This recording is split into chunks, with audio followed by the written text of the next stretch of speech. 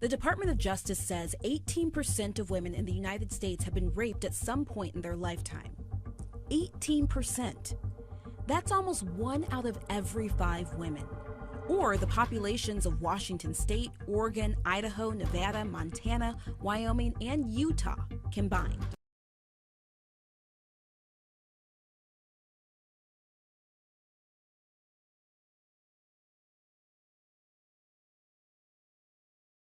About 2/3 of victims know their attacker. So why do only 16% of cases get reported? Well, it's complicated. Sometimes victims don't want to get the offender in trouble. Sometimes they believe police can't help. It's one of the most horrifying crimes, and yet the perpetrators rarely get punished.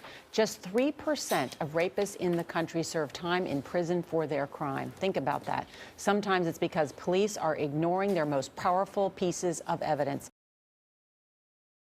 For most of the day yesterday, the hashtag #WhyIDidn'tReport was trending on Twitter, Facebook, Instagram, all over social media. Even the daughter of Ronald Reagan, Patty Davis, wrote an op-ed in the Washington Post where she went public with her own rape.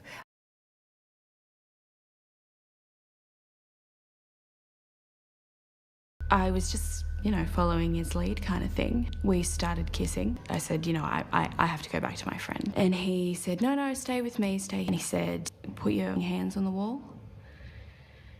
And so I did. I didn't know him. And, when the few things he said to me before we went outside were just nice, calm, normal things. He said, get on your hands and knees and arch your back. And I just did it. At that point, I was kind of, in autopilot a little bit. I just wanted to go. And this is kind of the quickest way. I thought I could leave, just do what he says, and then you can go. It was pretty painful. I just kind of froze, and I was just trying to, I don't know, it doesn't make sense, but block it out. Just wait till it was over. I got up and I went to walk away, and he said, oh wait, put your name in my phone. And I just autopilot, I just did it to leave. I didn't want him to follow me. I didn't want him to ask me any more questions. I just wanted to leave, so I just put my name in his phone. Luke Lazarus would later say he wanted Saxon's name as part of a trophy list of women in his phone.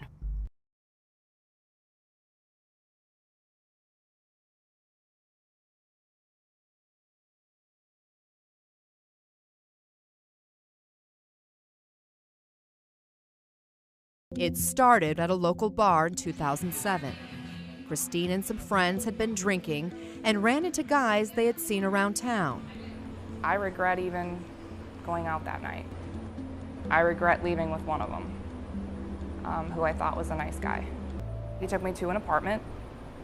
I had consented to be with him, and he said he had to leave the room, and he came back, and he had 3 of his friends with him. I was fearful that if I made a noise or fought back, that something worse would happen. So I just laid there and took it until it was over. The next morning, the guy that I had consented to was laying next to me, and I was terrified. I didn't have any words. I didn't say anything to him. I just asked him to take me home. A few days after her rape exam, Christine met with a detective. She told me what happened to me wasn't rape. She got out the North Carolina statute and read it to me.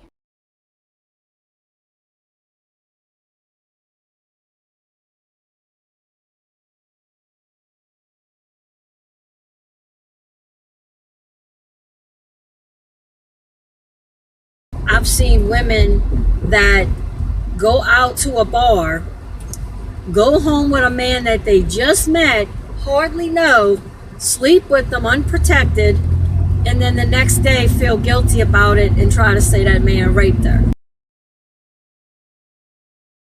New Jersey lawmaker has a plan that would make it a crime to lie in order to sleep with someone.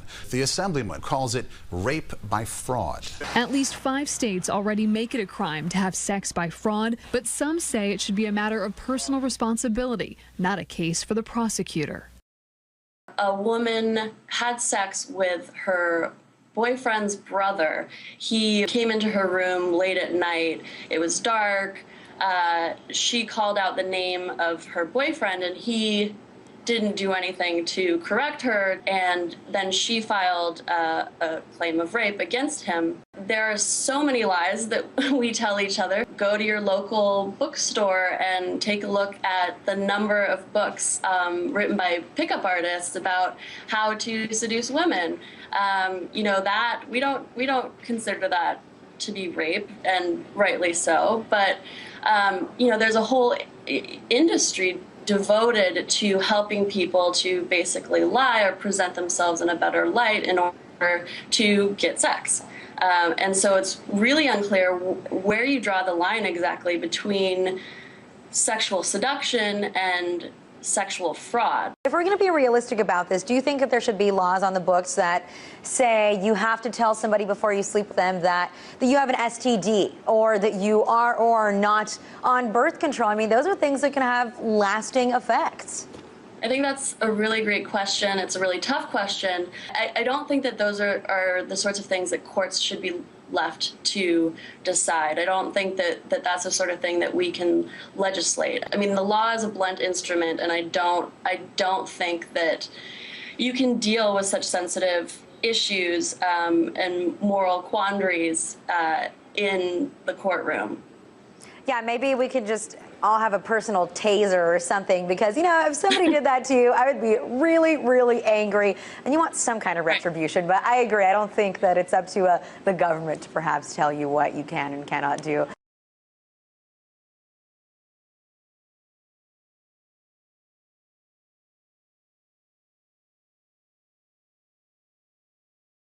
I woke up to someone touching me. Abby Finney still has trouble talking about that night 2 years ago. Obviously, I assumed that was my boyfriend because I fell asleep with him. Only it wasn't. Abby discovered the man in bed with her, the man she just had sex with, was not her boyfriend. It was his friend, Grant Ward. You believe that you were raped? Yes. But the man she says raped her was acquitted in court, his record cleared, even after admitting he tricked Abby. Just because they're lying or being deceptive doesn't make it rape. This case exposes a legal loophole in sexual assault laws across the country, sparking a national conversation about rape by fraud. Couldn't you tell by smell or the way your boyfriend might normally touch you, or that this was a different person, that maybe there was a way to know that this was not the normal person that you would be with? Well, first of all, my boyfriend and I hadn't been together that long. She unzipped my boy's pants and knew what she was doing. She wasn't unaware of the sex. Stealthing, the act of men removing their condom during intercourse without consent, is a disturbing trend amongst young men that is not only real, but all too common.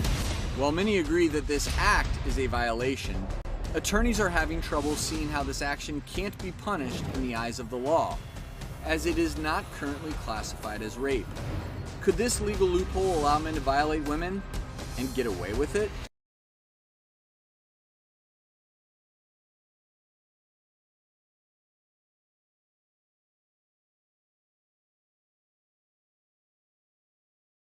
Hours after you were raped, you sit in a hospital room under fluorescent lights and consent to a forensic exam. Your body is the crime scene. A nurse asks, when did it happen? Where did it happen? Did he ejaculate inside of you, on you? Did he kiss you, lick you? Did you shower? The nurse says she needs to know every detail of your assault so she can examine you. You're asked to undress slowly while you stand on a special sheet meant to collect any trace evidence that shakes loose. For 3 to 5 hours, The nurse swabs your mouth, your breasts, the bite mark on your neck. She scrapes under your fingernails, combs your pubic hair. She inserts a speculum inside you and uses blue dye to illuminate places that are torn. The nurse cuts a hair from your head.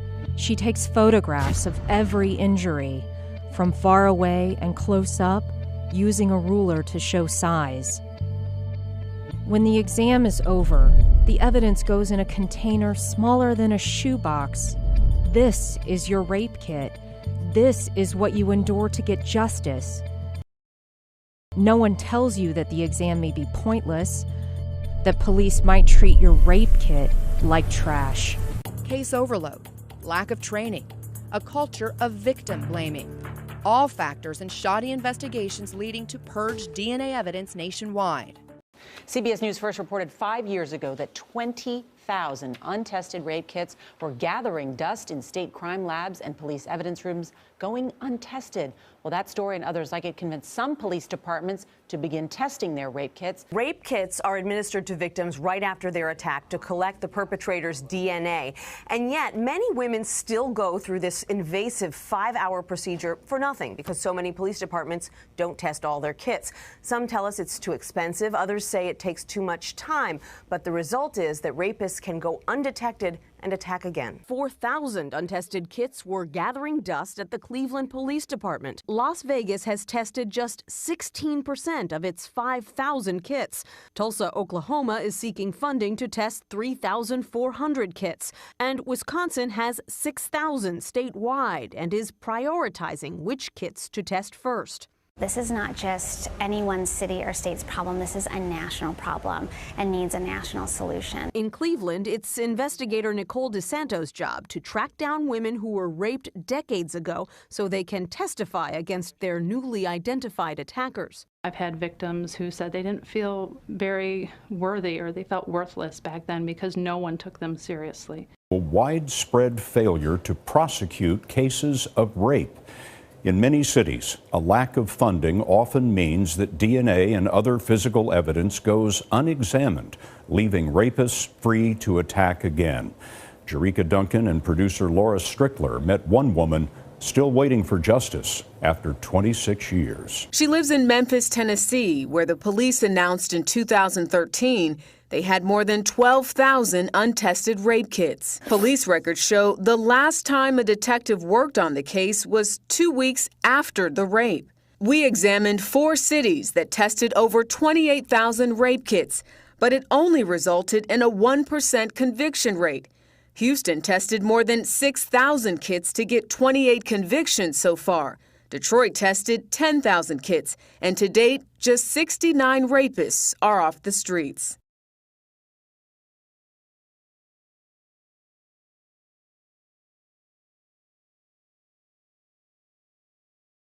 I pictured this moment differently. I waited 3 years, 10 months, and 1 day before I addressed my rapist in court. I thought I would feel stronger or a sense of accomplishment. Instead, I felt like I had barely survived the legal system. I felt even more broken than I already was to begin with. I got justice, but it sure didn't feel that way. I decided to document my experience going through the legal system as a survivor, to give a glimpse into what this process is actually like, capturing the back and forth travel from where I live in New York City to where the assault happened in Los Angeles. For every 1,000 people who are raped in the US, only 230 of them report their rape, and fewer than 5 perpetrators will ever be put behind bars. My rapist was one of them. A man who I didn't know drugged me at a local college bar and took me to his apartment. He sexually assaulted me while I was incoherent. And a day later, I found out he had taken videos of what he had done to me while I was unconscious. I decided to report him to the police. I thought filing a police report, having video evidence, and getting a rape kit done would be enough for people to believe me. It wasn't.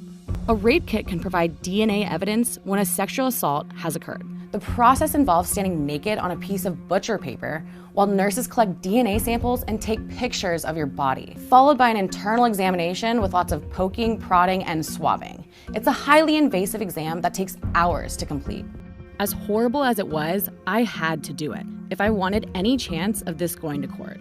I waited 6 months for my case to even get picked up by the district attorney at the LA County Sex Crimes Unit, after they decided it was strong enough to hold up in court. And while I'm forever grateful for this, I quickly learned the reality of my situation, that the justice system isn't set up to protect survivors. I became my own advocate.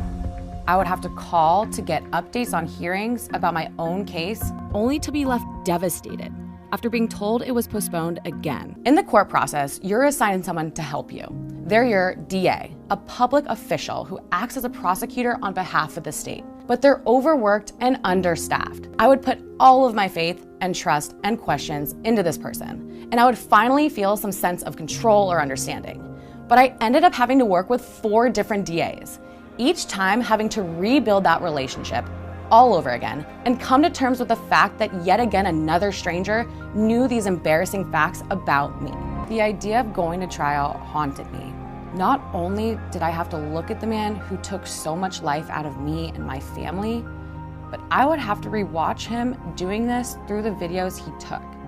I felt humiliated, angry, and depressed about the way I was being portrayed in front of a room of strangers. They look at those videos of me and they're like, you know, are you sure that wasn't consensual? Why would I be like putting up with this for the last 4 years of my life? Trial ended up being one of the most destructive parts of this entire process. And while my case is seen as a victory in the eyes of our legal system, my story sadly represents a small minority of cases. This is one of the many reasons we do not see other women coming forward. Regardless of all the evidence, court appearances, and having the freaking LA District Attorney's Office on my side, it was still barely enough to put my rapist behind bars. To remind you, 78% of rapes are not reported. And women of color who are even more likely to be assaulted are even less likely to report these incidents. And who can blame them?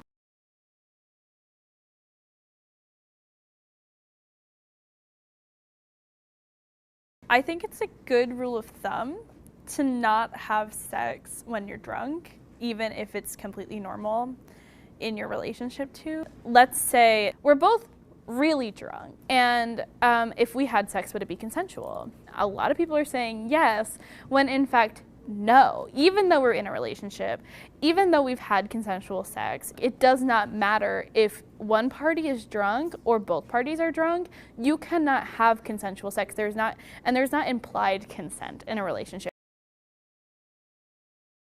When you're drunk, you don't forget your name. You forget maybe where you left your keys. I don't care how drunk you get. I don't care how high you are. Consent is still consent, and you will not forget that. I was drunk. I was doing the drunk thing, doing what drunk people do. You want to decrease campus rape? That's easy. Get rid of alcohol. No one has that conversation. It's like I did my PhD work on alcohol. 50% of the people who are murdered are drunk, and 50% of the people who kill them are drunk. And almost all the date rape situations are consequences of excess intoxication. But yet there's a party culture on campuses and anything goes. An investigative journalist. I'm going undercover to expose the landlords who offer shelter in exchange for sexual acts. It is happening everywhere. Taking the human aspect out of it, and I'm treating it like a business transaction. He said that the room's become available because it's his daughter's and she went to uni in September. Sex for rent is wrong, it's cruel, it's immoral, and also it preys on the most vulnerable in society. Websites such as Craigslist are being used by corrupt individuals to advertise for free accommodation in return for sex. There has to be a clearer criminalisation around the sex for rent issue. At the moment, yes, there are laws, but they're really confusing and the victims don't understand them and the landlords don't even know that they exist. So until it's made clear that this is illegal, this is why, and this is how much time you could do for it, nothing else is going to be done. Across the animal kingdom, gifts are an integral part of the mating ritual. And now one website is cutting straight to the give and take, connecting broke college girls with rich older men to trade their youth and beauty for cash and prizes. So, is it prostitution or a brutally honest search for happiness? Tommy was an IT executive who retired with enough to spend about $150,000 a year on the ladies combined. Cheaper than a marriage, he says, and a small price to pay for what he gets. When you walk into a room and you have a beautiful woman with you, it's a compliment to you as a male. It's like pulling up in a really nice car or something, you know. I hate to compare that way, but it is. It has a good feel to it.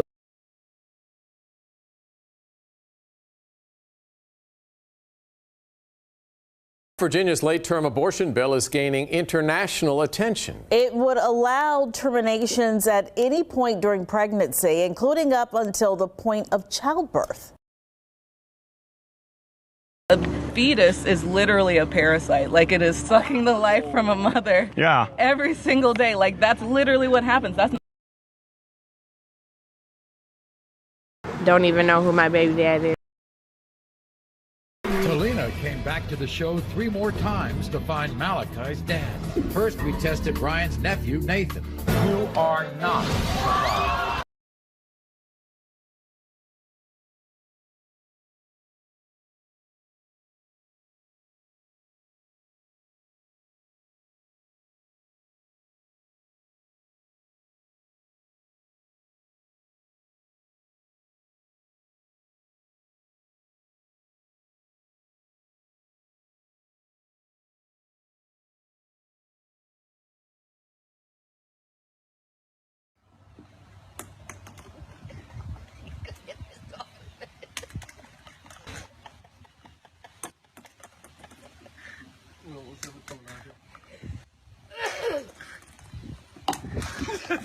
That's it.